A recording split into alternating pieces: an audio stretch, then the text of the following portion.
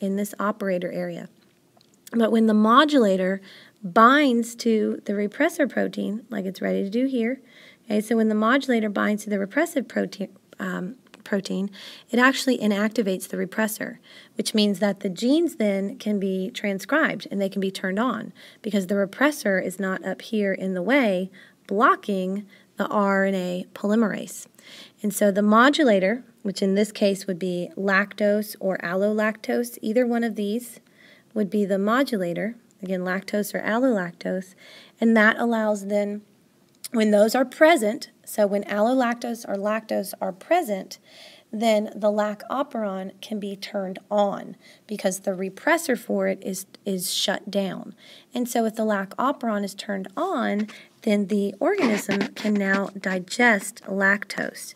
And that the organism may need to do that for nutritional purposes. There may not be any glucose available, and so it may need to digest lactose as its source of food.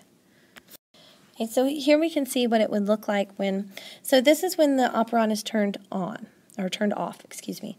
Okay, our repressor here is bound to the operator, and so the RNA polymerase cannot get down there and transcribe the genes. So this would be in the case that there's plenty of glucose available, the prokaryote does not need to digest lactose. Okay, but as soon as, again, the conditions that need to be met for this to be turned on is there needs to be lactose present and no glucose, because glucose is its first choice. So there needs to be lactose present as well as no glucose available. Okay, and so once lactose is present, remember this will bind, lactose and allolactose can act as the modulator there and bind to that repressor. And so that will inactivate that repressor, so the repressor will not be there anymore, and it will allow for the transcription of the operon genes so that the prokaryote will be able to produce the enzymes it needs to break down the lactose into glucose and galactose. So this is, again, an inducible operon, which gets turned from off to on. The next example we have here is what's called the trip operon, TRP. So our trip operon is going to be our trip operon is what's called a repressible operon. Okay, so this is a repressible operon, meaning that it goes, in this case now, it's repressible, so it can go from on to off. It's not inducible. We're not going from off to on. This one is on and will get turned off. Okay, and so the repressible operon, this one is on, and in this case, unless tryptophan is present. Tryptophan is the end product of the genes in this particular operon, and so if there's plenty of tryptophan available, then that will turn this operon off. Otherwise, it will be on. So this operon is going to synthesize or make tryptophan.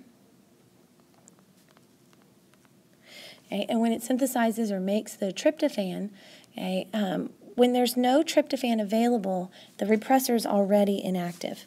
You can see this particular repressor made by this regulatory gene does not fit into this operator site as it is. So that allows the operon to be on until tryptophan becomes present. When tryptophan is present, that's actually going to activate the repressor. So when there's enough tryptophan in the cell, the tryptophan is going to act as the modulator and bind to the repressor. That actually then will activate the repressor and it will turn the operon off. The RNA polymerase now can no longer get down, make its way down the DNA to transcribe that DNA. So it's going to actually activate the repressor. It's going to, tryptophan will act as what's called a co-repressor, and it will turn it off. Both of these are examples of negative gene regulation. And we said in the beginning that prokaryotes did a lot more of that negative gene regulation as the repressor protein will inhibit the transcription of the operons. There are a few examples of positive gene regulation in prokaryotes, and we're going to use the Lac Operon to exhibit that again. The Lac Operon can be both negative and positive gene regulation. Lac Operon can be turned on as well as turned off. Okay, so for instance, the trip operon, you can see as it in this repressible operon, it's getting turned off. The Lac Operon can also be turned off, but again, it can also be turned on as well. And we talked a little bit about that, and we'll look at it again a little bit closer so that we realize that this is an example of a positive gene regulation. So here we have our Lac Operon, and again, this we're looking here now at an example of positive gene regulation. So what we have going on with this Lac Operon here is that there's the lack of glucose. Remember, that was a condition of the Lac Operon being turned on.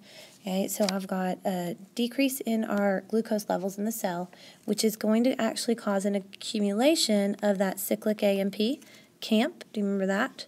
Hopefully from cell communication. Okay, so we've got a decrease in the glucose, which leads to an increase in the cyclic AMP. The cyclic AMP will then bind to what's called CRP. Okay, CRP is called our CAMP protein receptor. And our CAMP protein receptor, or our CRP, okay, it will be activated when the cyclic AMP binds to it. So it's normally inactive, and then when cyclic AMP binds to the CRP, it will become active. And when the active CRP, this is going to actually encourage RNA polymerase attachment.